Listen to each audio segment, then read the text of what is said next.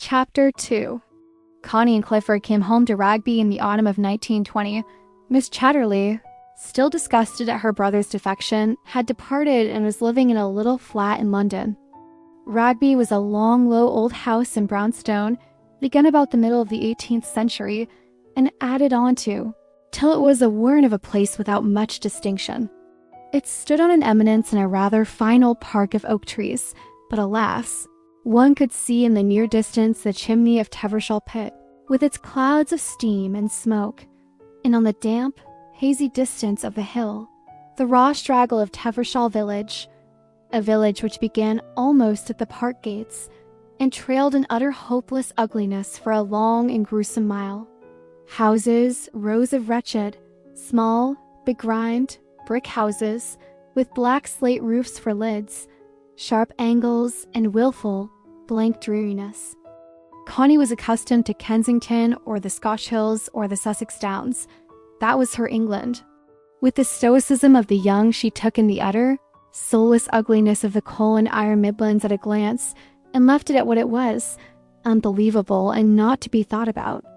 From the rather dismal rooms at Ragby, she heard the rattle-rattle of the screens at the pit, the puff of the winding engine, the clink-clink of shunning trucks, and the hoarse little whistle of the colliery locomotives.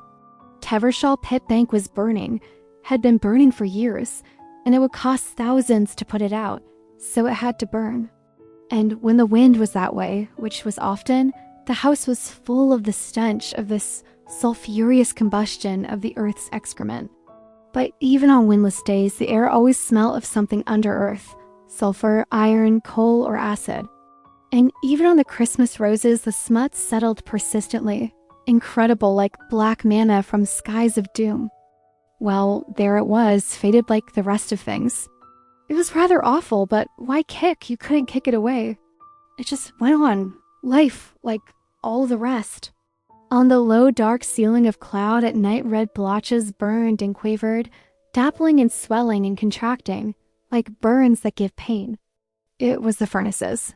At first they fascinated Connie with a sort of horror. She felt she was living underground. Then she got used to them. And in the morning it rained. Clifford professed to like Ragby better than London. This country had a grim will of its own, and the people had guts. Connie wondered what else they had. Certainly neither eyes nor minds.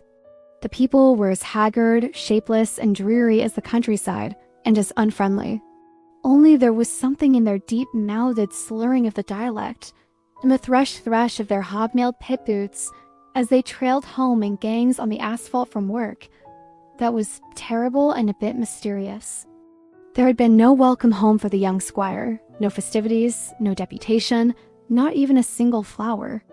Only a dank ride in a motor car up a dark, damp drive, burrowing through gloomy trees, out to the slope of the park where gray, damp sheep were feeding, to the knoll where the house spread its dark brown facade, and the housekeeper and her husband were hovering like unsure tenants on the face of the earth, ready to stammer a welcome.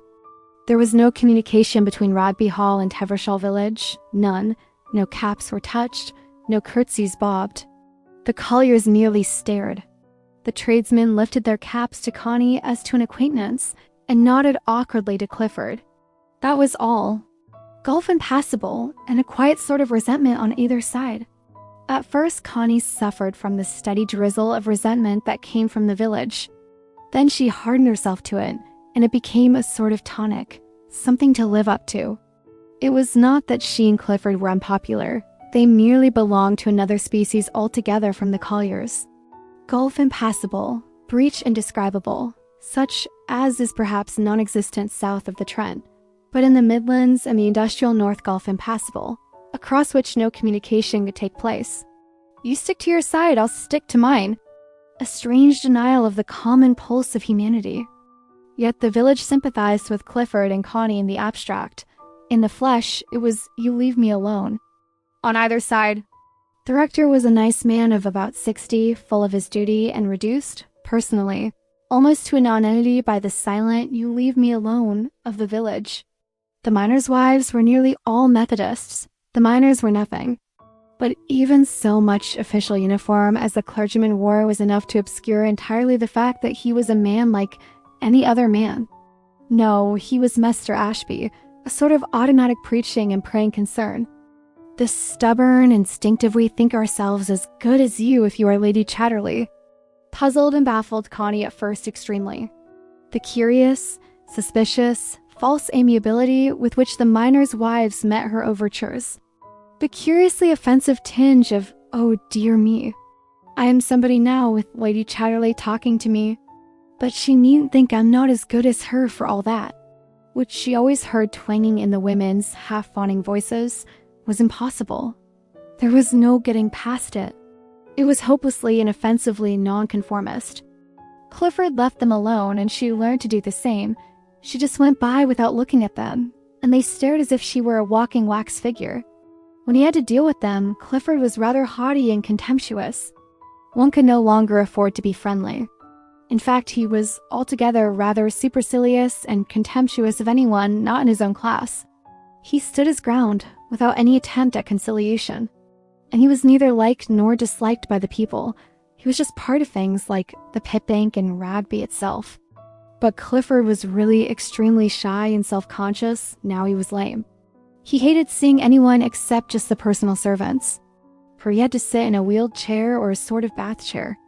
Nevertheless, he was just as carefully dressed as ever, by his expensive tailors, and he wore the careful Bond Street neckties just as before, and from the top he looked just as smart and impressive as ever. He had never been one of the modern ladylike young men, rather bucolic even, with his ruddy face and broad shoulders.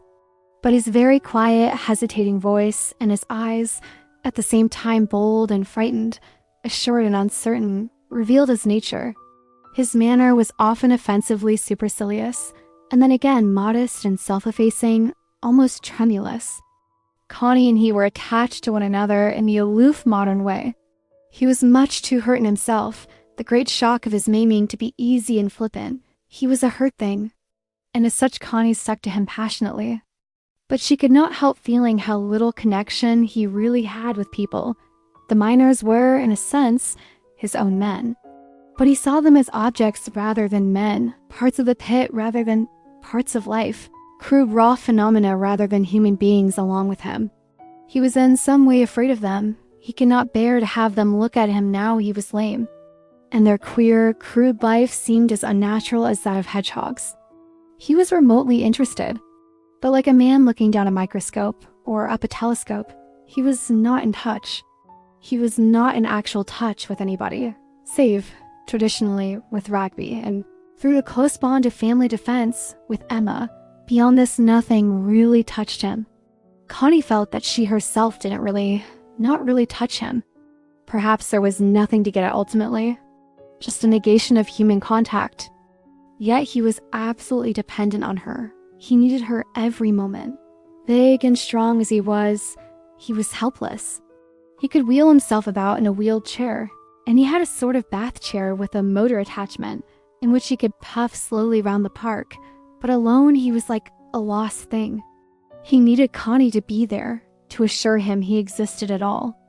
Still, he was ambitious. He had taken to writing stories. Curious, very personal stories about people he had known. Clever, rather spiteful, and yet, in some mysterious way, meaningless. The observation was extraordinary and peculiar. But there was no touch, no actual contact. It was as if the whole thing took place in a vacuum. And since the field of life is largely an artificially lighted stage today, the stories were curiously true to modern life, to the modern psychology. That is, Clifford was almost morbidly sensitive about these stories.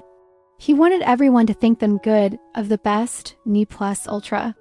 They appeared in the most modern magazines and were praised and blamed as usual. But to Clifford, the blame was torture, like knives goading him. It was as if the whole of his being were in his stories. Connie helped him as much as she could. At first she was thrilled. He talked everything over with her monotonously, insistently, persistently, and she had to respond with all her might. It was as if her whole soul and body and sex had to rouse up and pass into these stories of his. This thrilled her and absorbed her. Of physical life they lived very little. She had to superintend the house. But the housekeeper had served Sir Geoffrey for many years, and the dried-up, elderly, superlatively correct female. You could hardly call her a parlor maid, or even a woman who waited at table, had been in the house for 40 years. Even the very housemaids were no longer young. It was awful. What could you do with such a place but leave it alone? All these endless rooms that nobody used, all the Midlands routine, the mechanical cleanliness and the mechanical order. Clifford had insisted on a new cook, an experienced woman who had served him in his rooms in London. For the rest, the place seemed run by mechanical anarchy. Everything went on in pretty good order, strict cleanliness and strict punctuality, even pretty strict honesty. And yet, to Connie, it was a methodical anarchy. No warmth of feeling united it organically. The house seemed as dreary as a disused street. What could she do but leave it alone? So she left it alone. Miss Chatterley came sometimes with her aristocratic thin face and triumphed, finding nothing altered. She would never forgive Connie for ousting her from her union in consciousness with her brother. It was she, Emma, who should be bringing forth the stories, these books, with him. The Chatterley stories, something new in the world that they, the Chatterleys, had put there. There was no other standard.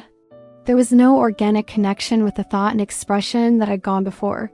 Only something new in the world, the Chatterley books, entirely personal. Connie's father, when he paid a flying visit to Rugby, said in private to his daughter, "As for Clifford's writing, it's smart, but there's nothing in it. It won't last." Connie looked at the burly Scottish knight who had done himself well all his life, and her eyes, her big, still wondering blue eyes, became vague. Nothing in it. What did he mean by nothing in it? If the critics praised it and Clifford's name was almost famous, and it even brought in money, what did her father mean by saying there was nothing in Clifford's writing? What else could there be? For Connie had adopted the standard of the young. What there was in the moment was everything. And moments followed one another without necessarily belonging to one another. It was in her second winter at Rugby her father said to her, "I hope, Connie, you won't let circumstances force you into being a demi-vierge."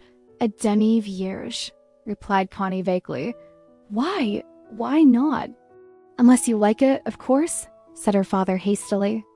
To Clifford, he said the same when the two men were alone. "I'm afraid it doesn't quite suit Connie to be a demi-vierge." "A half-virgin," replied Clifford, translating the phrase to be sure of it.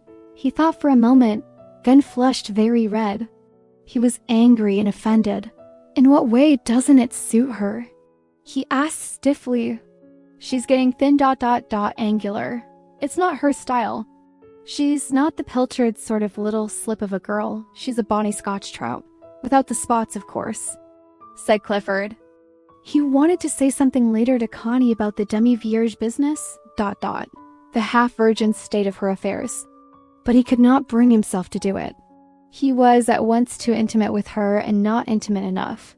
He was so very much at one with her in his mind and hers, but bodily they were non-existent to one another, and neither could bear to drag in the corpus delicti. They were so intimate and utterly out of touch. Connie guessed, however, that her father had said something, and that something was in Clifford's mind. She knew that he didn't mind whether she were demi-vierge or demi-monde, so long as he didn't absolutely know and wasn't made to see. What the eye doesn't see and the mind doesn't know doesn't exist. Connie and Clifford had now been nearly 2 years at Rugby, living their vague life of absorption in Clifford and his work. Their interests had never ceased to flow together over his work.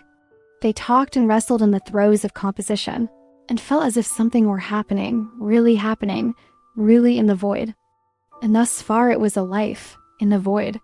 For the rest, it was non-existence. Rugby was there, the servants, but spectral, not really existing.